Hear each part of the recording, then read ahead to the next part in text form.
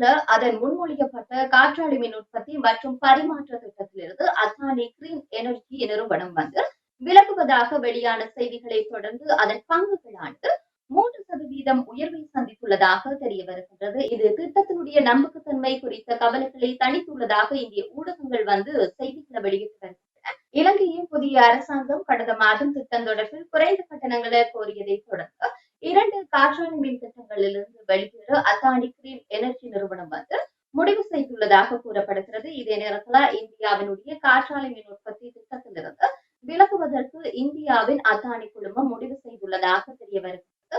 இந்த ஆலைக்கு அரசு ஒப்பந்தம் அளிப்பதில் ஏற்பட்டுள்ள தாமதம் மற்றும் அது தொடர்பான முடிவு காரணமாக இந்த நடவடிக்கை எடுக்கப்பட்டுள்ளதாக கூறப்படுகிறது.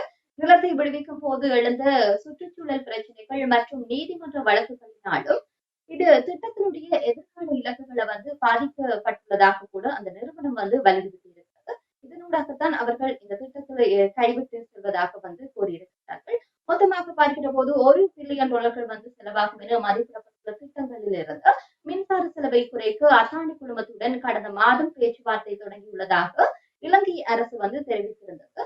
இந்த திட்ட முன்மொழிவு தொடர்பில் மீண்டும் பேச்சுவார்த்தை நடத்த அமைச்சரவையினால் நியமிக்கப்பட்டுள்ள மற்றும் ஒரு பேச்சுவார்த்தை குழு மற்றும் திட்டக்குழு அமைக்கப்படும் என்று அறியப்பட்டது என நிறுவனம் ஒரு கடிதத்துல கூறியிருக்கிறது.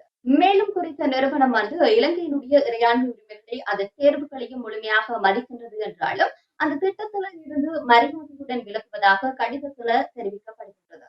இது ஒரு முக்கியமான விடயமாக பார்க்கப்படுகிறது. ஏன்னு சொன்னா கடந்த காலங்களில் இது ஒரு பேசு பொருளாக மாறியிருந்த விடயமாக இருக்கிறது.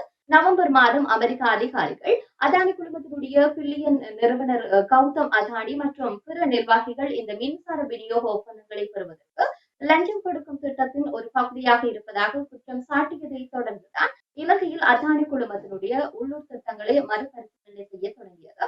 எனினும் அதானி தரப்பு இந்த குற்றச்சாட்டுகளை தொடர்ந்து மறுத்து வருகின்றார்கள். இலங்கையில மிகப்பெரிய துறைமுகமான கொழும்புல $700 மில்லியன் முனைய திட்டத்தை கட்டுவதிலையும் அதானி குழுமம் ஈடுபட்டிருக்கிறது என்பதும் இது சுட்டிக்காட்டத்தக்க ஒரு விடயமாக இருக்கிறது.